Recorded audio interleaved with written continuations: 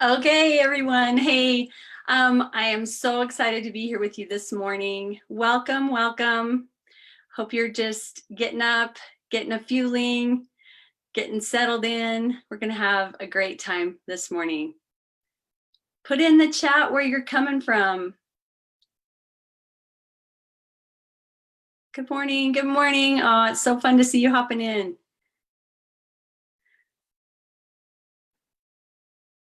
I want to thank Jamil for inviting me in this morning. My mind's been so full of what I might share. The last couple of days have been so amazing watching Emily yesterday just to share so much goodness. Oh my heavens, it was awesome. And Jamil the day before, just so many amazing things that help us develop healthy mindset. And I was thinking, man, what could I share today? But I just kept going back to my path of kind of what has helped me along the way. And I thought maybe some of the things that were breakthroughs for me might be breakthroughs for you. So, hey, everyone, thank you so much for being here. First of all, like in the mornings, my favorite thing to do is start my day off strong in the morning and focus on what I'm thankful for. So maybe you could also throw something in the chat along those lines, like something that's just on your heart this morning that you're super, super grateful for. That would be an awesome way to get us started this morning. So, okay, we're rolling right along. And I was thinking, what would I possibly be able to say that would take up an hour? And as I started writing, I'm hoping that I have enough time to get it all in. So bear with me. I woke up at 4:30 this morning and I couldn't go back to sleep. My mind was just flooded. And my cute daughter-in-law, my son, their 3 little kids have been staying with us this week. And she got up and said, hey, you want to go to an exercise class with me? So I finally just got up and went and got some endorphin flowing in my brain. And I'm excited and ready to just share what I have prepared for you guys today. Sweet.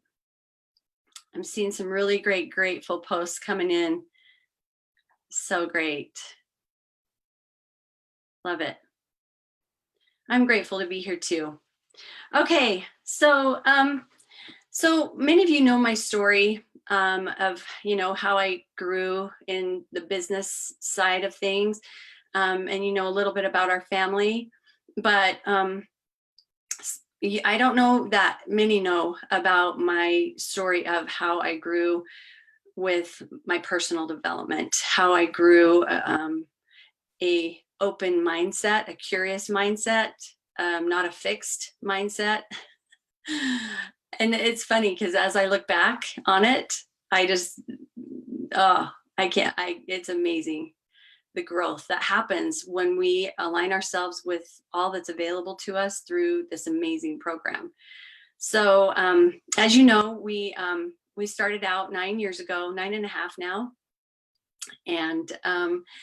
And we were blessed with that little baby, that bonus baby. And so I had a newborn, and I was counting last night, out of the 8 kids, there were 5 at home when I started coaching.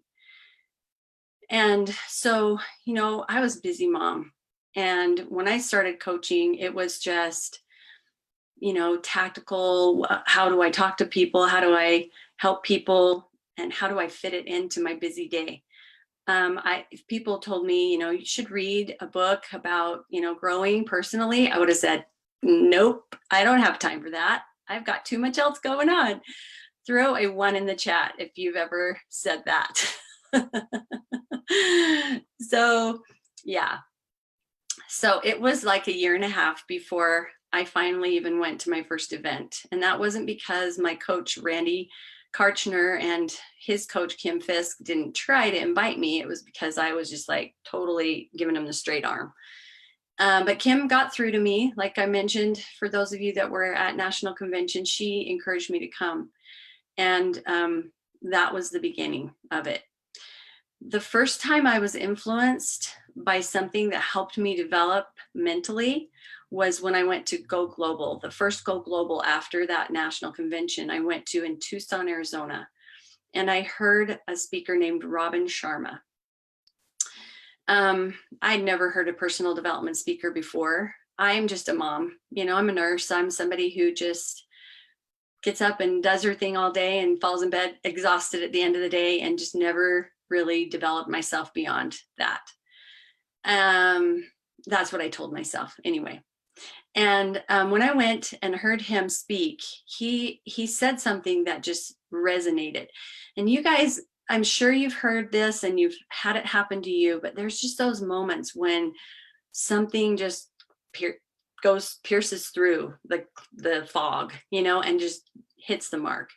And this thing did. Now, I had so much on my plate. I was trying to fit coaching in, but he taught the concept of a mental dump at night. And I know my team's heard me say this a lot, but this was so revolutionary to me. And this was just the beginning of take what's in your brain, so much information, so many things, and dump it out at night and start writing. Don't even try to write it in order. Just anything that comes to your mind, just dump it out. And then after you get it all out, then you can go back in and kind of prioritize things. And you sort of set up your day for the next day. And that makes it so you can sleep better at night. You don't feel overwhelmed. Your mind isn't spinning a million miles an hour. And that was a big breakthrough for me. I started doing that and planning my day the next day, and things started to go much better. So that was like the first thing. I still wasn't into reading. I still, you know, just did my thing. I'd fit the business in during nap times. My poor little baby boy, he'd take long naps sometimes because I'd make him stay in there for like 3.5 hours, but he was fine. He was just cooing and happy. But he did take long naps for a long time. But I fit it in, you know, somehow. And it was because I was driven to serve people. I wanted them to be successful. I wanted them to have health. And I didn't really, like I said at convention, I wasn't open to teaching them about coaching or offering coaching until later on in the game. And that's when I went to this first Go Global. I came home more open to that, but still I wasn't really developing myself to be the leader that could lead others. So the next thing that really broke through for me was when I helped Kim Fisk plan an event in Salt Lake City. And this was in March of 2013. And this was where we had a guest speaker named Weldon Long. Throw a 5 in the chat if you were there for that event. There's probably not a whole lot of us that were, but that was an amazing event. He wrote a book called The Upside of Fear. Now, this man is a guy who was a drug addict and a convicted felon and spent 13 years in prison. And then got out of prison and created amazing success with his life. And he came and spoke to us. And he taught the acronym, The Upside of Fear. He taught that fear, actually, whatever we focus on the most, we're going to get more of. So the F in fear stands for focus. And then he taught about emotion. The E stands for emotion. When you attach emotion to your focus, that drives action, which is the A. And then you get the result. So this could go either way, right? Focus, emotion, action, result. But it's our responsibility also, the R stands for responsibility to create good things. If you want good in your life, you've got to get on the good side of this acronym, because if you're focusing on the negativity, you're going to attach negative emotion to it. That's going to drive your actions. They're probably not going to happen. And your result is going to be exactly that. It's not going to happen. But if we turn it around and we're focusing on what we want to create, we feel that emotion, that drives the action, and then the results come. Taking responsibility for your life is huge, huge for me. That's where I first met Jamil. I kept hearing this buzz about Jamil Frazier, this new coach, Jamil Frazier. And so I decided I needed to get to know this guy. And it was crazy. When I met Jamil, it was just like, meeting a friend that I'd known for a really long time. And it's been that way ever since. So I just love that we connected there. And also my daughter Aubrey was part of that event. She had been struggling for a few years. Many of you know her story. She got caught up in addiction, and it was rough for everyone in the family, but she was really trying at that time to get clean. And the interesting connection there was that she had been incarcerated, and I had written to Weldon Long, who also had been incarcerated and had been an addict, or was, had struggled with that. I don't like to label people as addicts. I don't believe in that. Anyway, side note, I wrote to him about her, and they wouldn't allow me to send his book into her in the prison. So he actually printed the whole thing in manuscript form and mailed it to her in the jail. And she was able to get out of the prison, and they had kind of created a relationship because I had written and told him about her and he could relate. So he went way out of his way to make a connection with her. And she was able to come and meet him on stage that event, which was huge.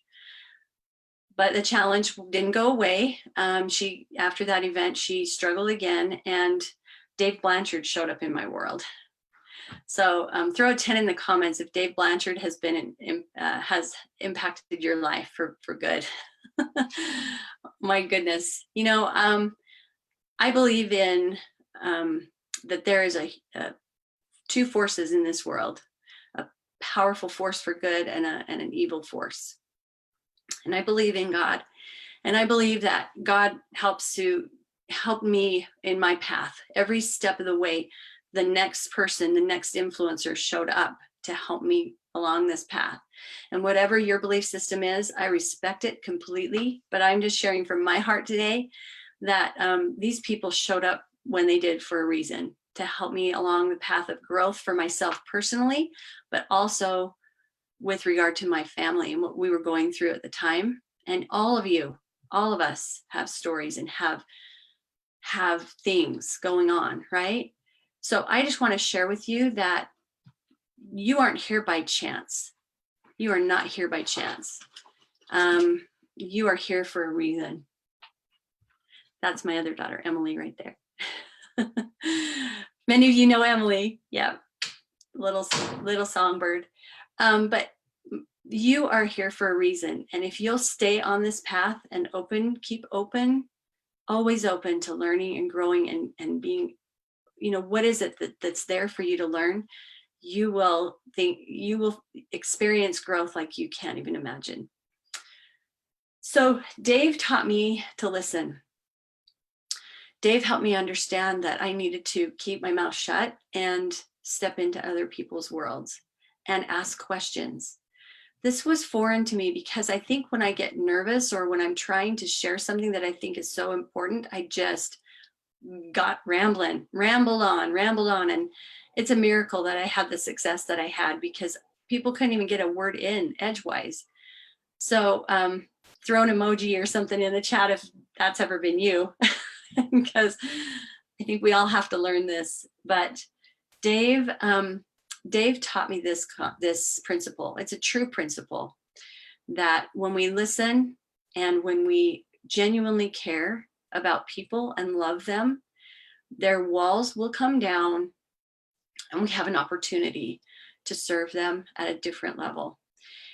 And I just want to throw this in here because this truly, I believe, was the thing that helped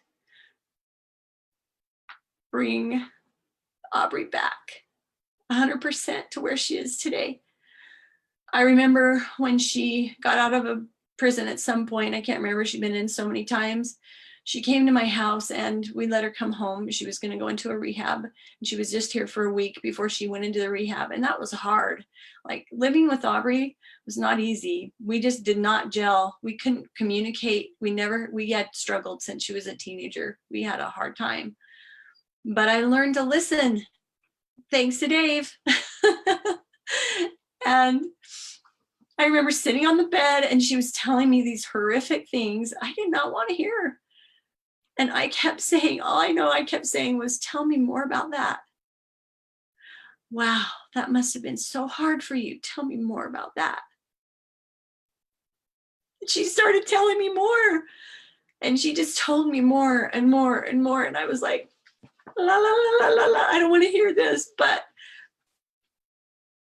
she felt heard. She felt validated, even though I didn't agree, even though I couldn't understand it. I stopped trying to fix it. So Dave, if you're on here, or Ramona, maybe you could share with your husband. He knows. I've told him a million times. Thank you for teaching me these things. Dave introduced me to the scrolls. He introduced me to something that I'd heard back in the day when I was a little girl. My dad read The Greatest Salesman in the World, and I heard the name of Og Mandino around our house. So when I heard it again, it wasn't foreign, it was comfortable. I respected my dad and loved him so much that I thought anything Og Mandino must be good. So I jumped in and learned to be a student of the scrolls. The two scrolls that I think have impacted me the very most is scroll number 2, where we learned that we could greet this day with love in our hearts. Every day we can learn to greet with love in our hearts for everyone. The other one is scroll 6, about we create our own emotion. We can create our own weather. We don't have to be victims of whatever is going on around us. And the quote that I shared from stage about weak is he who permits his thoughts to control his actions, but strong is he who forces his actions to control his thoughts. That just pierced my soul. And I realized I can make myself do anything, and then I can start feeling like it later. If I don't feel like it, oh well, I'm going to do it anyway. And he taught me about mental creation, how I could see something out there. And I had heard this before. Dan Bell teaches the peak to peak principle, and I love that. And it's so powerful. Oh, there's so many things I could share, but that's it. Mental creation, seeing it out there in front of you first, what you want to create. And then coming back out of fantasy, don't stay there, coming back here and doing the action steps.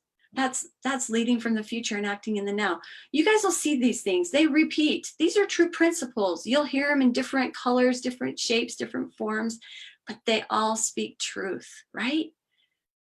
Man, we are in a powerful place with Optavia. So much good here. Anyway, so many blessings that came and come still every day from what I've learned from Dave and Paul Blanchard. And Ramona, we're so blessed to have her be part of our team. The next thing that I really want to give a shout out to is I have a friend, Mary George. Many of you know Mary. She always seems to share with me books that are just like powerful. I started reading, by the way. I read The Upside of Fear. That was my first book I finished the whole way through. I mean, I've read books before, right? But I just didn't love to read. I didn't take time to read, but that one I read all the way through. And then I read Dave's book, Today I Begin a New Life. And I've read The Observer's Chair. Most of it, parts of it, most of it. I've read Equanimity also. And then I read, and that's from Dave as well, Equanimity. And then I read this book that Mary taught me about, and that was The Miracle Morning. This was the first time I ever really got it, that mornings were a big deal. And how many of you have read The Miracle Morning? Throw a 2 in the comments if you've read it. So powerful. You know, the SAVERS acronym, that you spend some time in silence, that you speak affirming words, you use visualization, right? There's our mental creation again. Get some exercise. The endorphins in your brain set the tone. So powerful. Reading, there it is again. Leaders are readers, and you can't get away from it. So Audible has been my friend too, because I really use it a ton. I've read so many books through Audible or listened to them. I always usually get the hard copy too, so I can go back through and mark it up. Powerful. And then scribbling, which is journaling in parentheses. I have always kept a journal since I was 12.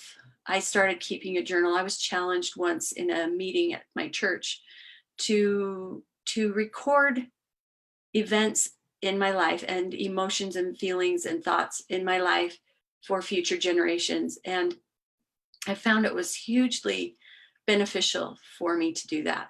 So I don't know if anyone will ever find any value in them. I have 27 volumes of journals, but I know that journaling got me through some really rough patches where I didn't have anybody to talk to, but I could write it, and I write my heart out. And I had people I could talk to. I've always had people I could talk to, but sometimes it takes so much energy to talk to people about things that are hard that I just would write instead, and it was easier. So I love that. I was encouraged to start journaling more about my journey with Optavia, my journey with growing as a person. And I'll come back to that in just a minute. But the Miracle Morning really set the stage for growth for myself and my team. I shared that book with my teammates for Christmas one year, and it has been a blessing, huge blessing. So I got to give huge shout out to Mary for that.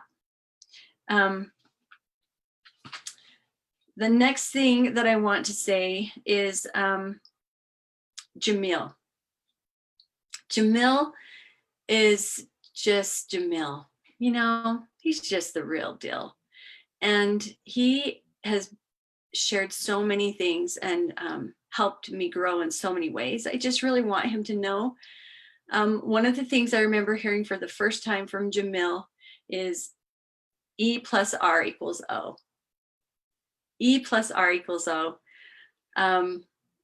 Throw a 10 in the comments again if you guys have been impacted by that. There's an event, and then there's the response or the reaction. We get to choose. And then there's the outcome. And we get to create our lives, people. We get to take responsibility for what we're experiencing. Nobody else. Like, stuff happens to all of us. You know, I never anticipated my first marriage dying. Never anticipated finding out that my husband was involved with somebody else and having 4 little kids looking at me for security and support. I never anticipated having to do that. I never anticipated having to blend a family with Dan and all the stuff that goes with it. But we have a choice. We can either react, and it turns out to be a real downer, real, you know, knocks us out, or we can learn to respond and learn to see the good and learn to find gratitude in everything. And the whole thing changes. Everything, all of it changes when we learn to live in gratitude and learn to take responsibility for our experience. So Jamil, everything, it would take us 5 years to say everything that you've taught me. But I just want you to know that your presence in my life and your friendship and how our families, I just love your family. And Jamil and I really I'll just share this little thing. It was really awesome when we met up at Sundance after we had met at the Weldon Long. He goes by Wally. If I interchange those 2 words, you'll know. We met at that conference with Kim, and then we met up at Sundance. And he needed a ride to the airport. And I said, hey, I'll take you out there, but you'll have to come home and hang out with us today, and then I'll take you later today. And it happened to be one of my sons had just returned home from a mission. He'd served for our church for 2 years in Germany. And he was giving his home address, his coming home address in our church that day. And Jamil came, and he just hung out with our family all day long. It was like he was part of our family. And he is part of our family. So Amanda and the kids, they're just the most gracious, wonderful people. And I just want you to know, Jamil, how much you impact my life. Okay, so man, I didn't mean to be so emotional today. This reminds me of one of the scrolls. When you strain your potential until it cries for mercy, that's sometimes how I feel. You strain, you grow, you push until it cries for mercy. But man, then all of a sudden one day you wake up and think, I can do that now, and it's not so hard. Like I can't remember that how hard it was. I remember thinking, how do I take care of 10 clients? I didn't even know. I was so new and had no clue. And now I think, man, if I only had 10 clients, I wouldn't even feel like I had anything to do. That will happen. I'm sure it's happened to you. It will continue to happen if you just don't quit. In the words of my wise husband, just to be perfect at not quitting. And he's another one. I learned so much from him. He's been such a blessing in my life. Okay, back on track here. The next thing that really impacted me was when we went to Sundance and met Helen Irwin, and she introduced the 6 habits of transformational leadership. And they were so clear and so concise. And that book, The 15 Commitments of Conscious Leadership. And I realized unconscious a lot of the time. I was unconscious. And I began to understand that I needed to be aware of what I was doing and how I showed up with regards to the line. Like Emily shared yesterday so beautifully, understanding the line, that there is a line, and how we live either above or below. And I remember Lori Anderson shared a lot about that at that Sundance too. Or maybe it was the year after she reviewed it. I can't remember, but those things have stuck with me. And I've tried to become a student of being aware of where I'm showing up. And sometimes I still falter. Like the last few days, I've had a kind of a struggle. I had to pull myself up from under that line. But at least we know how to shift. We can do that. And as we continue to just stay aware, we are empowered to be able to spend more time above the line. It's not that we stay there always. That's not reality, right? But it's knowing when we slide and being able to pull ourselves back up. That's the key right there. So the book, 15 Commitments of Conscious Leadership, if you have not read it, I highly recommend it. It helped me so much in stepping into my own leadership. Which takes me to my next person, which she's been a part of this the whole way, but that's Kim Fisk. Kim was an amazing leader. She worked so hard and she pushed so hard for so long and helped so many of us grow. And then she kind of took a step back and is now developing herself in other areas with personal development, speaking, public speaking. She's going to be on here Monday. I'm so excited to hear her. What an amazing person. I loved her book, The Monster Under the Bed. That helped me so much. And I'll come back to that in a second. But it was funny. I went back about 3-4 years ago to something I wrote in one of our coaching groups, Top Gun, for any of you who are part of Kim's Top Gun group. Right when she was kind of taking a step back, she asked if we could recap something that we may have learned from her. And I had a whole lot of things to share. So I want to just tell you some of the things that I learned from Kim. Hopefully some of these will resonate, and be sure you write them down. First of all, it was to trust myself, to pace myself and do what inspires me. Sometimes we get so overwhelmed with so many things we could be doing, but you know when something just resonates, do that. You don't have to do it all, just do that. Not be afraid to ask questions. I still sometimes am afraid to ask questions because I feel like I need to know. I need to be the one that knows everything. I need to be the leader. I need to know everything. No. I'm learning that true leaders ask questions. True leaders are humble. True leaders don't have all the ideas. True leaders let other people lead. That's what I'm learning.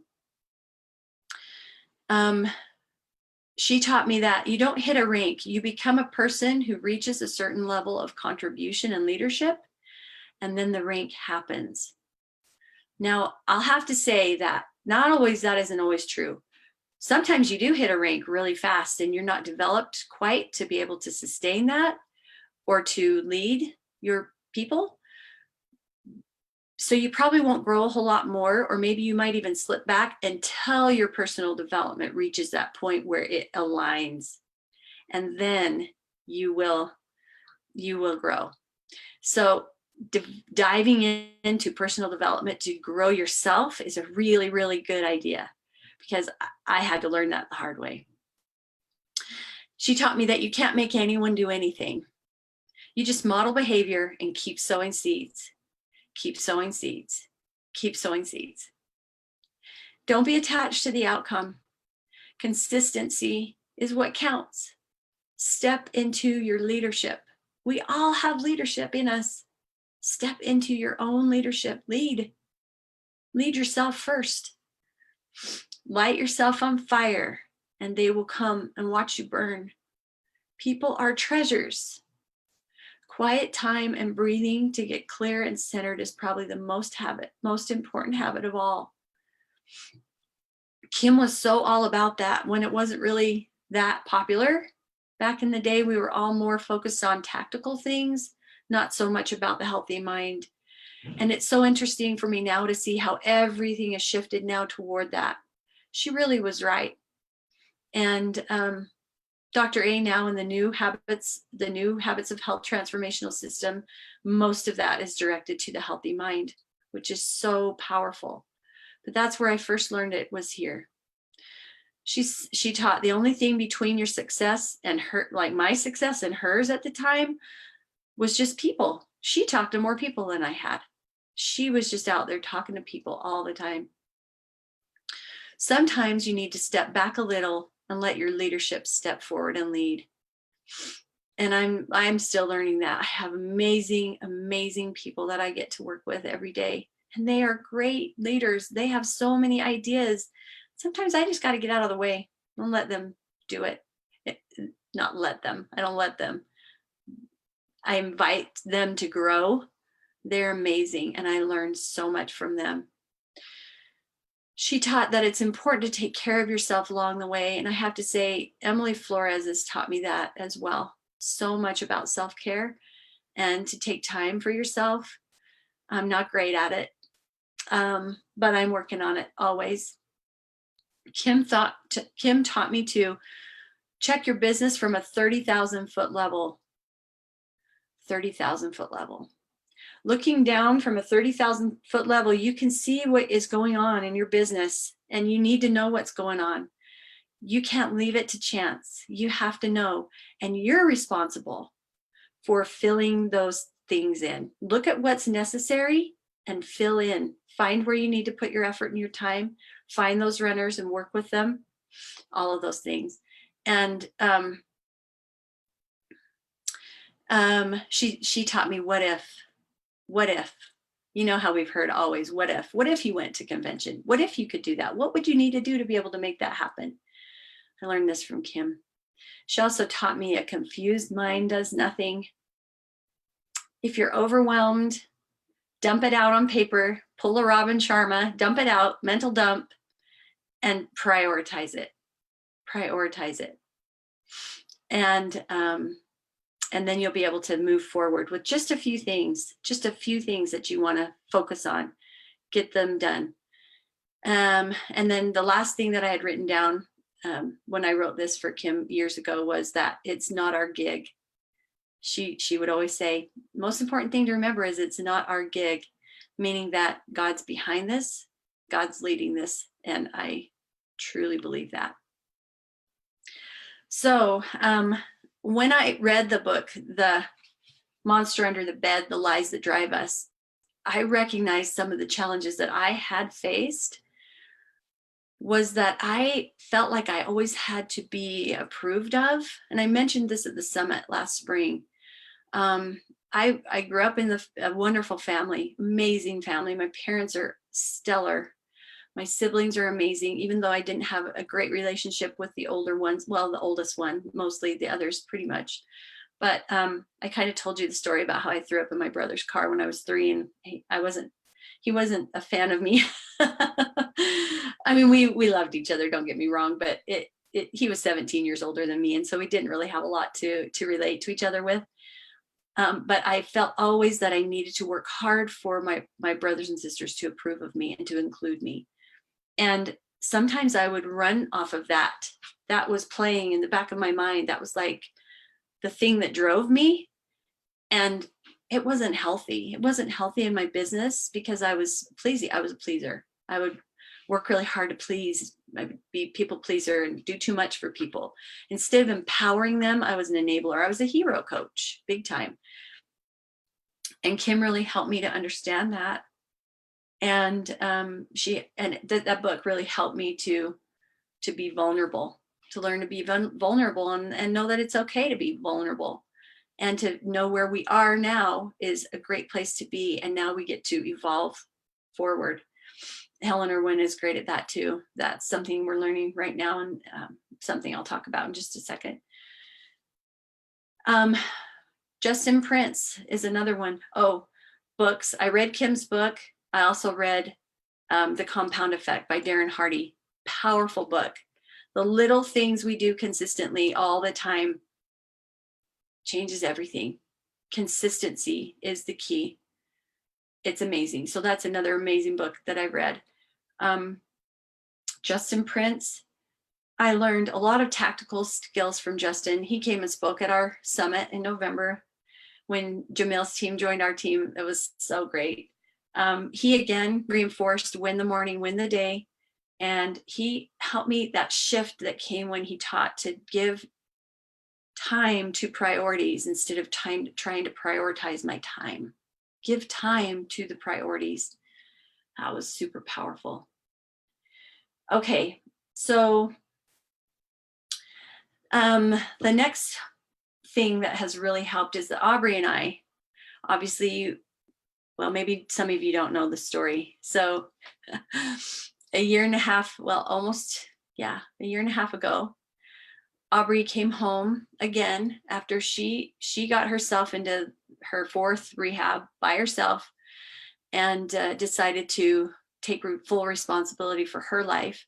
This was a few years ago, and she got clean. And God in his wisdom sent her a little baby girl to help her in this journey.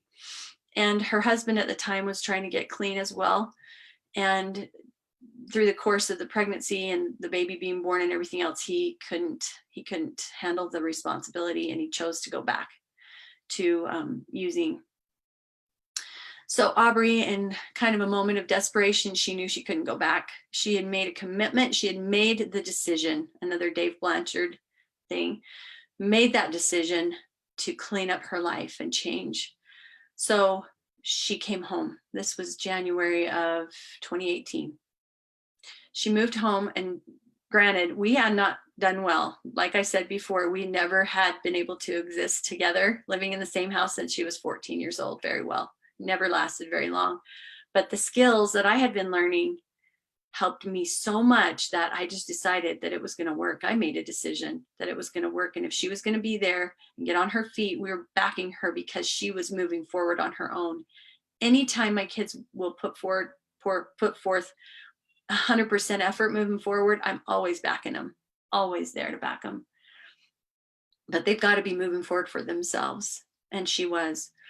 So a few weeks into that, she was miserable, overweight, didn't have a job, didn't know what to do. And I suggested, why don't you just try the program? She'd always resisted it before. Not doing your thing, not doing it, Mom. I'm doing it my way, which didn't really ever serve her. And so finally, she was open and curious, and she tried it. And then she lost 40 pounds, and I saw her come alive again. It was the most remarkable transformation. And just from the little things she learned through going through the program and getting into the books a little bit, and she started listening to podcasts, and she started listening to webinars, and she started reading, and she started to come alive. Marriage obviously didn't work out, but she became a coach and started paying this forward. And man, what a joy it has been to see her change, see that life happen, see it. I didn't think she was going to live. I thought, my relationship with her would be sitting on the top of her grave, having conversations with her. And I thought maybe that would be good because I couldn't have a conversation with her in life. Maybe if God took her home, at least I could have a conversation with her. But that wasn't the plan. And she made a choice. So my point is, she became a coach, and she now works with me. We've learned how to communicate. We've learned how to talk to each other, learn how to listen. We're not perfect at it, but she got me involved in a class that she took or was taking. She had some counseling, and she got me into this book, and it's about connections. And granted, we didn't see the whole thing through, but there's some things in this book that have helped a lot. And it taught me that being honest, being responsible, and being humble and staying focused in gratitude are the keys to happiness and success. And learning how to listen again, like I said, things repeat, and how to validate people. Just hear them and just say, wow, that must have been so hard for you to go through. Wow. Even if you don't agree, even if it's hard for you to hear it, just got to validate them, because most of the time they have the answers inside of them, and they will figure it out if they just know you hear them. Then they'll all of a sudden maybe hear themselves and decide that it doesn't serve them. And that's what's happened for her. I thought it was so interesting, as we talk about, I was reading in here about experience. We all go through experiences. That's why we're here on this earth, to experience life. And that experiences trigger emotion, and sometimes it causes pain. So there's inevitable pain that we go through. Sometimes stuff we do causes us pain. Sometimes stuff other people does causes us pain. But then there's stuff that optional pain that we choose, right? So I just wanted to kind of blend these two, because it really talks about two things I'm into right now, is this and what Helen Irwin is teaching right now. There's the new training, the transformational leadership development training that's going on, that some of you may be involved in, some of you not. It's just brand new. It's just getting going. It's for national directors and above. And I'm just in the first course of it, and I'm learning a lot. But I'm just gonna read a couple of things here and then share the difference. So here's an experience. A 50-pound bag of flour fell off the counter, and that means there's flour all over the floor. The black socks stained all the whites in the washer, and that means the white clothes are no longer white, right? My dog got out and killed the neighbor's prized rooster, and that means the rooster is dead, right? So they're teaching us to stick to the facts. But what happens is we perceive it and we make it mean stuff. We make it mean things. So like this is choosing to distort the truth. So what I just read there was the truth. It just is. When I read those scenarios, it just is, right? But then we try to perceive it and color it and make it mean stuff, and we distort it. And so here's one. I accidentally ripped up my paycheck, and that means I'm a fool and I don't pay attention. I organized the room, and that means it's perfect, and so am I. I turned 50, and that means I should have a surprise birthday party. Right? So when things don't show up like we think they should, then we get all out of whack, out of kilter. And I've noticed that. Am I dealing with truth, or am I distorting it? Am I sticking to the facts, or am I coloring it to make my reality reality? I want to share what we're learning from Helen. There's what is happening, and then there's what I make it mean. This is the same principle. Again, it's repeating. And there's an overlap in the middle. There's a circle of what is happening, and then there's another circle of what I make it mean. And the intersection between those two circles is what I'm interpreting as my reality, right? So it's so cool to become aware of these things that make us aware and understanding how we're showing up, and how the way we show up is either serving us or not serving us. Oh, and I got to say this one more thing that I'm just remembering. Helen Irwin, at one of the Sundances, she taught the principle of asking the questions of what is happening, what do you want to have happen, what was missing, and what is next. And you guys, seriously, I use that all the time. I use it with my kids. When they come home and they're so upset, I say, okay, tell me what is happening. What did you want to have happen? Okay, what was missing? What's next? It's empowering for me to use that, but it's empowering for them too. So awesome. I can't not share that part about what Helen taught. Okay, I'm starting to wind down now, guys. We got 15 minutes and I'm going to finish on time, or maybe even a little bit early. Thank you so much for bearing with me. This has been really good for me to go back through all of these things and remind myself. So powerful. So Mary George, she comes through in clutch again. And last year when we were just about to board a ship for the ILAT cruise, she said, I got another book for you. And I said, okay, I'm ready, because anything Mary says, I'm good for. This one was called The Path to Wealth by Mae McCarthy. And it's got a little subtitle, The 7 Spiritual Habits to Creating Wealth. And there was still a part of me that thought, can I mix spiritual and wealth? I don't know if that's okay to do, right? Because I had issues with creating wealth. I think I've mentioned that before in trainings or whatever, but I really did. I felt like if you're wealthy, probably means that you're worldly, that you're not, good, that you're snobbish or whatever. I had these misconceptions, right? So Dan Bell seriously helped me through that. And he continues to be such a huge role model, he and Dr. A both, in just the power that comes from stepping into this opportunity and leading people, helping people find their greatness through this program. Not leading them in a positional leadership like one up, one down, but walking with them in relationship and recognizing that you're becoming successful. It blesses everybody, because when you've got more, you can give more. When you've got more, you can give more. And you can do a whole lot more with money than you can without. That was the thing that Dan Bell taught us. And so when I got this book, I thought, okay, this is going to be interesting. And I got the book on Audible, and then I got the hard copy. And this was a whole new step in the journaling part of my morning, my miracle morning. And I mentioned it briefly at the summit in April, because I was just starting on it then. But man, I cannot even tell you how powerful it is to journal in the way that she describes. Now, remember, this is about, we're not talking about religions here. We're talking about there's a force out there for good.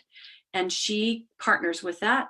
And she teaches us how to utilize the power there in moving forward and creating what serves not only us, but serves many. And that book has been life-changing. And I'll just tell you quickly an experience. Because of that book, she encourages you to write gratitude for things that you are creating as if they are in process of creation currently, which is hard because I always want to put it out there a ways and ask for help to create it. But really what I'm doing is saying, thank you for that. Thank you that this thing is being created now. So Many of you guys know that I have a huge heart for the deaf community. We have many people on our team that are either they speak ASL, they teach it, they are moms of deaf kids. We have an audiologist. We have all these people that showed up on our team that had these gifts. And finally, I was like, okay, I'm getting the message. We need to do something for them. So I had this desire for years to create videos for them, to have some tools so that they could actually take part in our program and flourish and grow and just thrive, right? Because they deserve to have health too. So I started doing this, journaling this way with regard to the deaf videos. And I didn't have any direction really, except for a couple of connections. I didn't know how I was going to do that. I didn't know how I was going to raise $7,000 to pay for the video production. I didn't know who I would get to help with the talent for that. I didn't know any of those things. I just started journaling every morning in my miracle morning, my time in the morning, gratitude for all those things falling into place, gratitude for all those things. Guys, I'm not kidding you. The money was raised, the talent showed up. We were able to put it together. We were able to find the people to do all the little pieces of this cog wheel fit.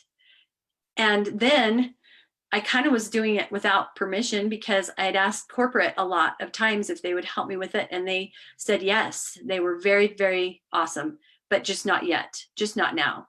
But I kept feeling this nagging feeling like, I gotta do something. These guys need this. People are waiting. So with Dan Bell's support, we started some things in motion, and we were able to get the videos created. But then corporate heard about them, and I had followed everything. I used only stuff that was through compliance. I was pretty sure I was okay, but they said, we need to see these videos. So I turned them in. And when we went to National Convention this last time, just this in July, I got the word from corporate that they had been approved. This is incredible, these things that have fallen into place because I have been journaling this way. So I am encouraging you guys, don't discount it until you try it. Be open and curious to it. It has been a huge blessing to me. Every morning I look forward to getting up and journaling and writing to my higher power and partnering with that power to create good. And it's good that we create good. This world needs good. Your success is necessary. Your success is necessary, because if you succeed, that means other people succeed too. Right? And you are uniquely prepared to serve the people in your world and the people who cross your path. That's another Dave Blanchardism. You're uniquely prepared. And I hear people say, I read all the comments in the August Madness threads about all the lies we tell ourselves. I told myself those too. They're lies. They're from the other side. We don't listen to them anymore. We make a decision. And we go out and we serve. Why? Because the people in our world deserve to have this. Somebody shared it with you. So now if we don't share, then who down the line is not going to get this, because we stop that chain of events. We can't be that link chain.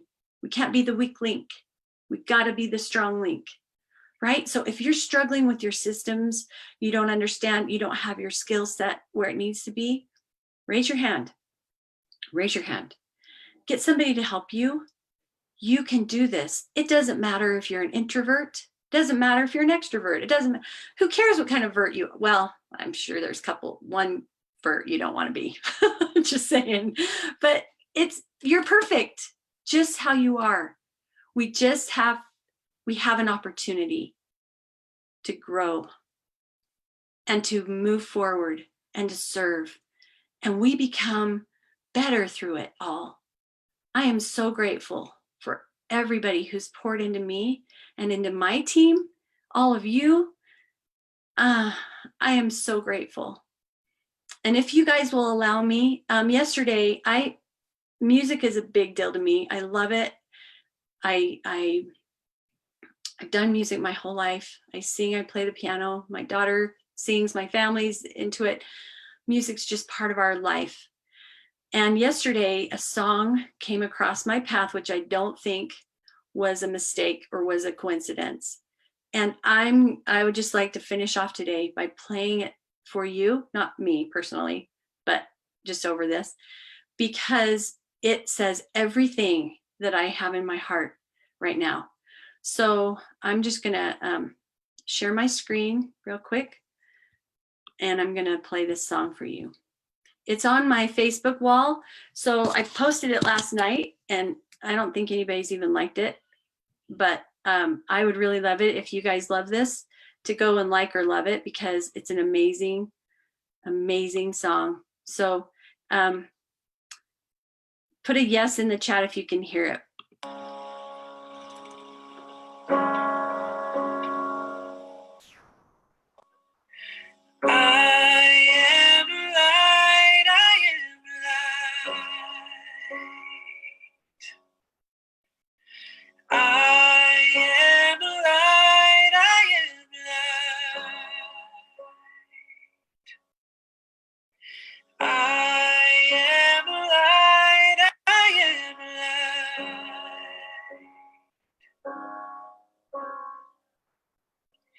I am not the things my family did. I am not the voices in my head.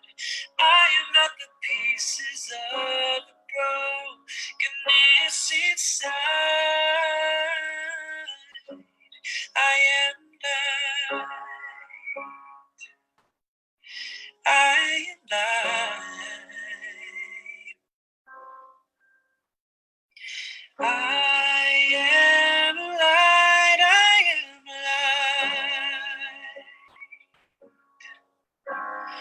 I am light, I am light. I'm not the mistakes that I have made, or any other things that cause me pain. I am not the pieces of a dream I left behind. I am light. Oh.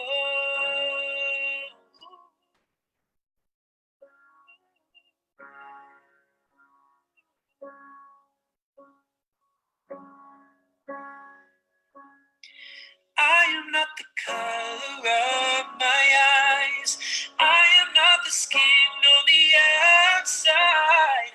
I am not my age. I am not my race. My soul inside.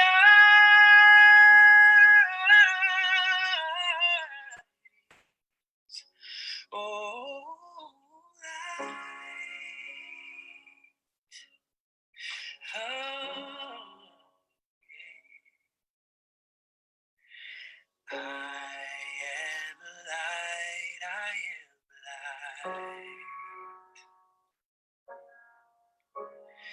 I am light, I am light.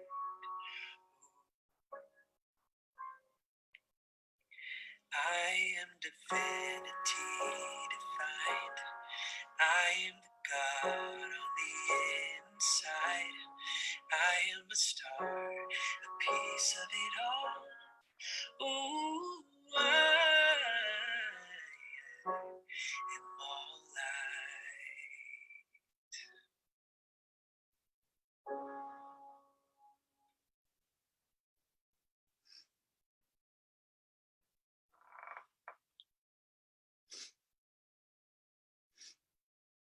Thank you so much for letting me be here today, Jamil.